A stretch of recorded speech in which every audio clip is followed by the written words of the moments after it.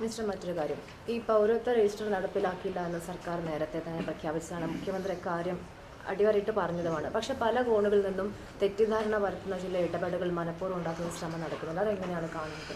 അല്ല, ഇത് പൊതുവേ ഇടതുപക്ഷ ജനാധിപത്യ മുന്നണിയുടെ ഗവൺമെൻറ്റിനെയും നേതൃത്വത്തെയും വക്രീകരിച്ച് ചിത്രീകരിച്ച് ഇനി എങ്ങനെയെങ്കിലും അധികാരത്തിൽ വരണമെന്നുള്ള കനകോലു സിദ്ധാന്തമാണ് ഇപ്പം നടന്നുകൊണ്ടിരിക്കുന്നത്. അസംബന്ധം പ്രചരിപ്പിക്കുക, ഒരു നുണ 1000 പേർ ഒരുപോലെയാണ് എന്ന് പ്രചരിപ്പിച്ച് അത് സത്യമാക്കി വിശ്വസിപ്പിക്കുക എന്ന ഹിറ്റ്ലറുടെ ഗീബൽസിൻ്റെ തന്ത്രം ഇന്ന് UDFൻ്റെ കനകോലുവിൻ്റെ തന്ത്രമായി മാറിയിരിക്കുകയാണ്. 2021 മെയ് 20 വീണ്ടും ഒരു LDF ഗവൺമെൻറ് അധികാരത്തിൽ വരുന്നതിന് പല കാരണങ്ങളുണ്ട്. ആ പല കാരണങ്ങളിൽ ഒരു കാരണം ഭരണഘടന സംരക്ഷിക്കാൻ, മതനിരപേക്ഷത കണ്ണിലെ കൃഷ്ണമണി പോലെ കാത്ത് സംരക്ഷിക്കാൻ ഇടതുപക്ഷ സർക്കാരിനെ നയിക്കുന്ന മുഖ്യമന്ത്രിക്ക് സാധിച്ചു എന്നുള്ളതാണ്. അപ്പോൾ ആ വിശ്വാസ്യതയെ തകർത്താൽ മാത്രമേ കേരളത്തിൽ ഇനി അധികാരത്തിലെത്താൻ പറ്റൂ എന്ന കാഴ്ചപ്പാടിൻ്റെ ഭാഗമായിട്ടുള്ള ബോധപൂർവമായ പ്രചരണമാണ് നടന്നു വന്നത്. ഞങ്ങൾ ഗൃഹസന്ദർശന പരിപാടിയുടെ ഭാഗമായി സമയമെടുത്ത് പല വീടുകളിലും സംസാരിച്ചു. ഞാൻ ഈ ജില്ലയിലെ ഒരു 6 നിയമസഭാ മണ്ഡലങ്ങളിലെ വീടുകളിൽ പോയി പലരുമായി സംസാരിച്ചിരുന്നു.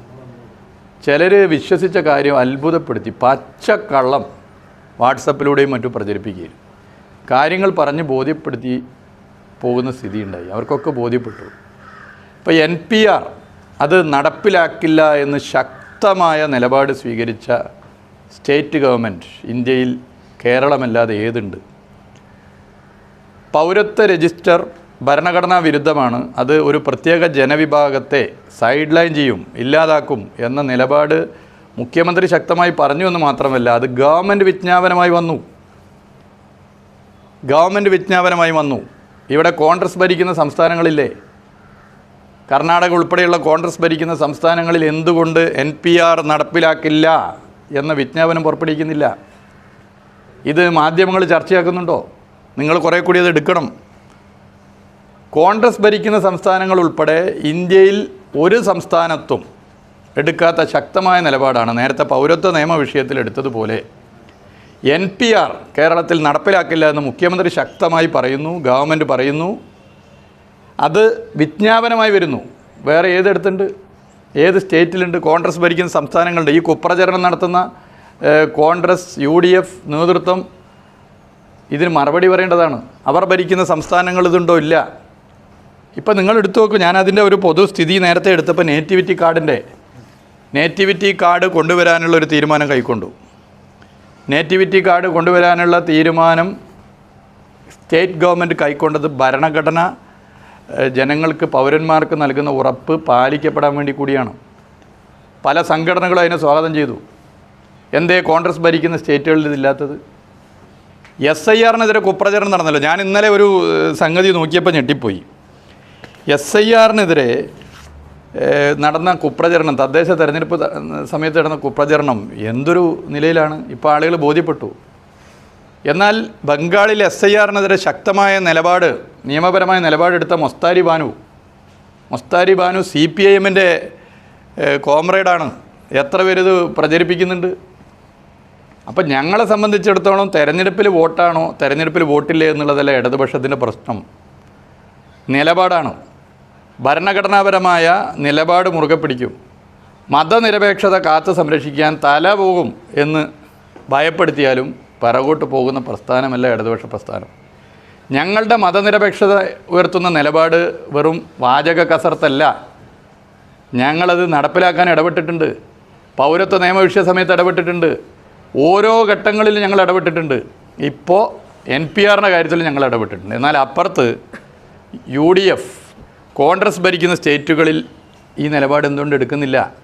വാചക കസർത്ത് മാത്രമായി, തെരഞ്ഞെടുപ്പിൽ വോട്ട് തട്ടാനുള്ള തന്ത്രം മാത്രമായി മതനിരപേക്ഷതയുടെ സംരക്ഷണത്തിൽ നിലപാട് സ്വീകരിക്കുന്നത് വഞ്ചനാപരമായ സമീപനമാണ്.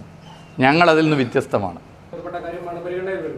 നേരത്തെ 2019 സുപ്രീം കോടതി വിധിയെ തുടർന്ന് വിധി നടപ്പാക്കാൻ വേണ്ടി സംസ്ഥാന സർക്കാർ മുന്നോട്ട് വന്നത് മാത്രമല്ല, രാഷ്ട്രീയമായി തന്നെ അതിനൊരു പുരോഗമനപരമായ കാഴ്ചപ്പാടുകളുടെ വനിതാ മതിൽ ഉൾപ്പെടെ സംഘടിപ്പിച്ച് അതിനൊപ്പം ചേരുകയാണ്.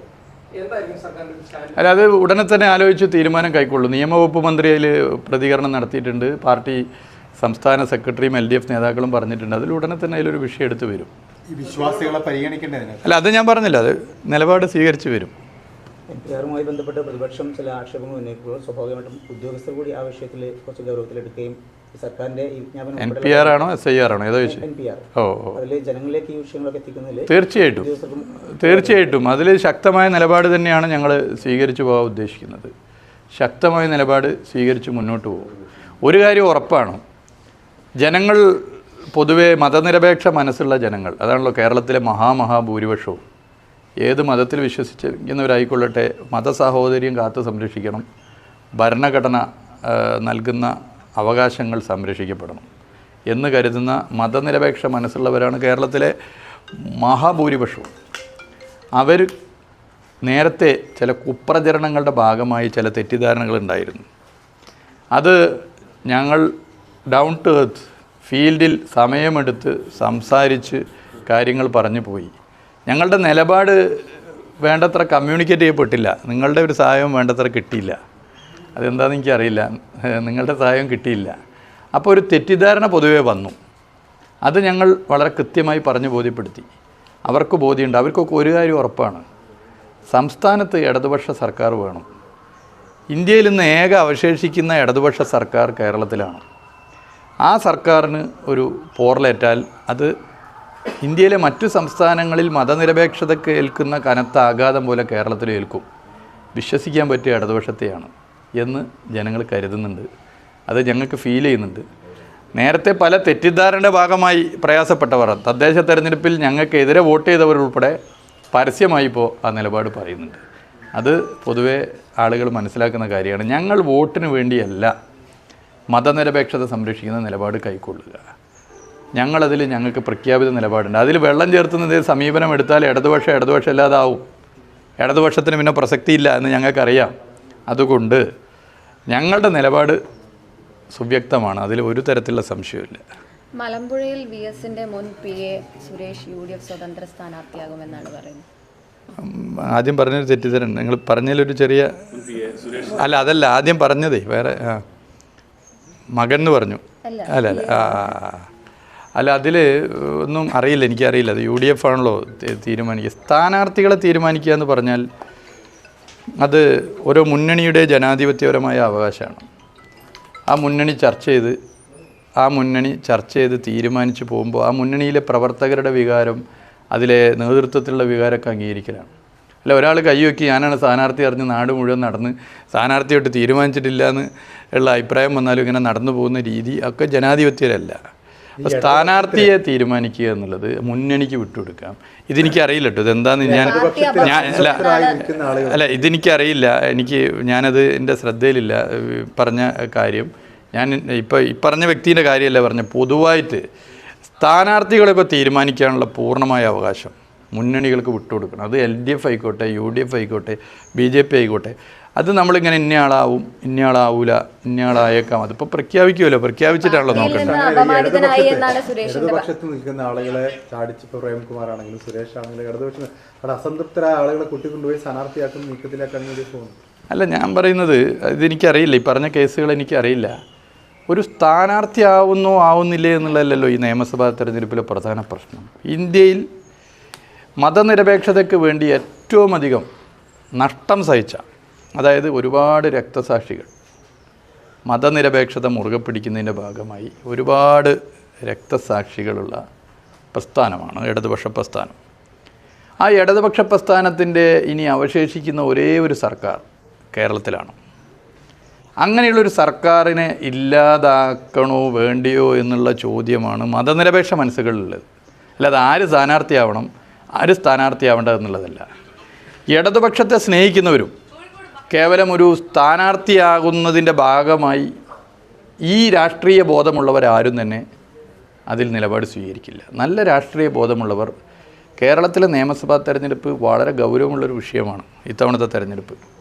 അത് ലെഫ്റ്റിൻ്റെ ഏക സ്റ്റേറ്റ്, ആ സ്റ്റേറ്റ് ഗവൺമെൻറ്റിൻ്റെ ഭരണം നഷ്ടപ്പെടുക എന്ന് പറഞ്ഞാൽ അത് സെക്യുലറിസത്തിനുള്ള അടിയാണ്. അതിശക്തമായി രാജ്യത്ത് മതനിരപേക്ഷതയ്ക്ക് വേണ്ടി നിലപാട് സ്വീകരിക്കുന്ന ഏക ഇടതുപക്ഷ സർക്കാർ കൂടി ഇല്ലാതാവുക എന്ന് പറഞ്ഞാലുള്ള അപകടം കേരളത്തിലെ മതനിരപേക്ഷ മനസ്സുകൾ തിരിച്ചറിയുന്നുണ്ട്. കേരളം ജനസംഖ്യയിൽ വളരെ ചെറുതാണെങ്കിലും മതനിരപേക്ഷ ഇന്ത്യയിലെ തലസ്ഥാനമാണ് കേരളം. കേരളത്തിൽ നിന്നാണ് മതനിരപേക്ഷതയ്ക്ക് വേണ്ടിയുള്ള ശക്തമായ ശബ്ദങ്ങൾ ഉയർന്നു വരുന്നത്. അത് ഇടതുപക്ഷം ഭരിക്കുമ്പോഴാണ്. അപ്പോൾ ഇടതുപക്ഷം ദുർബലപ്പെടുക എന്ന് പറഞ്ഞാൽ അത് ഇന്ത്യയിൽ വർഗീയ ശക്തികൾക്ക് കൂടുതൽ കരുത്ത് പകരും. പൗരത്വ നിയമമായിക്കൊള്ളട്ടെ, ഓരോ പ്രതിസന്ധി ആയിക്കൊള്ളട്ടെ, ഒരു പ്രൊട്ടസ്റ്റ് വോയിസ് ഉയർന്നു വന്നത് കേരളത്തിൽ നിന്നാണ്. നിയമസഭയിലായാലും ശരി, പുറത്തായാലും ശരി. അപ്പം അത് പൊതുവേ ജനങ്ങൾ ഈ തെരഞ്ഞെടുപ്പിൽ മറ്റ് പൊളിറ്റിക്സിൻ്റെ അപ്പുറത്തേക്ക് ചിന്തിക്കുന്നുണ്ട്. ആ ചിന്ത ഇങ്ങനെ പടർന്ന് മെല്ലെ വരുന്നുണ്ട് എന്നുള്ളത് നിങ്ങളും തിരിച്ചറിഞ്ഞ് കാണുമെന്ന് ഞാൻ കരുതുകയാണ്.